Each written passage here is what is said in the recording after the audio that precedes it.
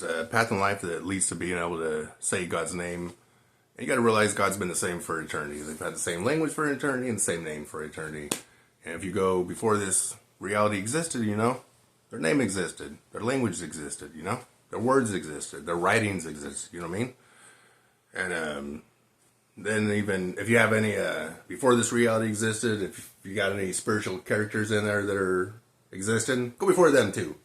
Every creation, before everything, God created anything, for eternity, which is forever. There's no beginning, That's basically forever, and eternity's forever.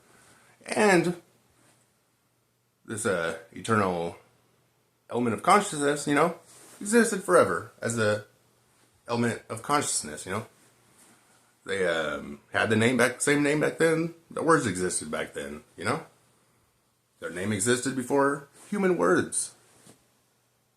Their name existed before human words.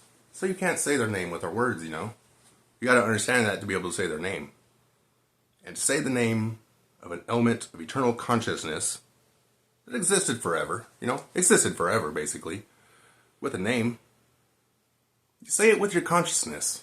You say their name with your consciousness, not with your words, When you're saying God's name, nobody's going to be able to know you're saying their name.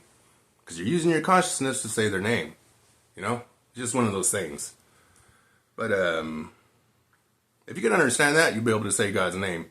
If you live, the path in life that leads to the knowledge and understandings needed to say God's name, Because I'm sure you need proper spiritual growth to be able to say God's name. You got to live the right type of life. You can't do jacked up shit. And you got to, it's basically it, Have respect for all life kind of thing, or whatever.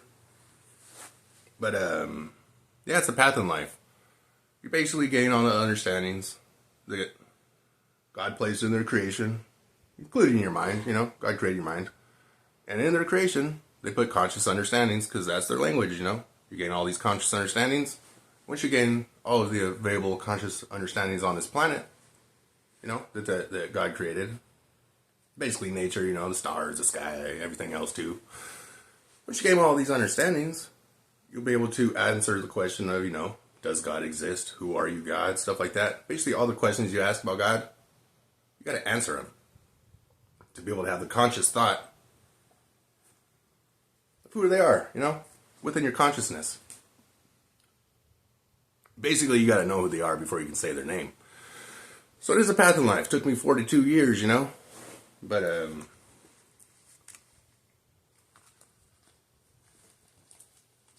equations are the simplest way to explain anything. These books I wrote, they don't really have nothing in it. They have stuff in it about God, But this was the first one. This was the second one. This was the third one. They all go together, The stuff about God's name's not really in there. That's like a recent, understanding that I had in my mind or whatever.